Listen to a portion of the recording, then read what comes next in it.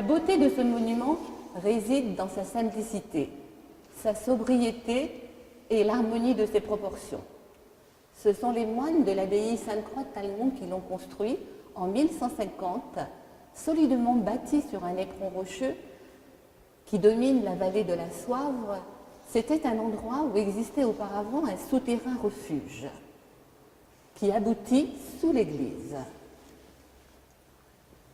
C'est un bel exemple de l'architecture roman du XIIe siècle, construite en forme de croix latine avec son orientation est-ouest. Mais cet édifice a subi les dommages du temps et dès les guerres de religion le 15 mars 1568, elle a brûlé en partie et c'est la nef qui a le plus souffert ainsi que les décorations intérieures.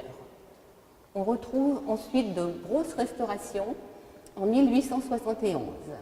Puis, au début du XXe siècle, c'est le chœur qui menace de tomber, qui a même commencé à s'effondrer et qu'il faut reconstruire. La décoration intérieure est composée de 3 rétables de 3 siècles différents. Le Christ en bois date du XVIe siècle. Les décors polychromes de l'autel et des 2 panneaux date du XVIIIe siècle et l'autel à la Vierge date du XIXe siècle. De l'édifice roman, il subsiste la croisée du transept ainsi que le pignon ouest, la tourelle d'escalier, le clocher et les bras du transept, principalement le bras nord qui a été le moins touché.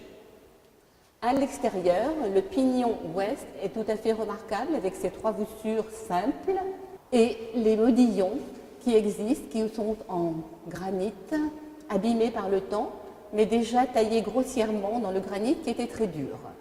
Il faut également remarquer les pierres tombales placées tout autour à l'extérieur de l'église.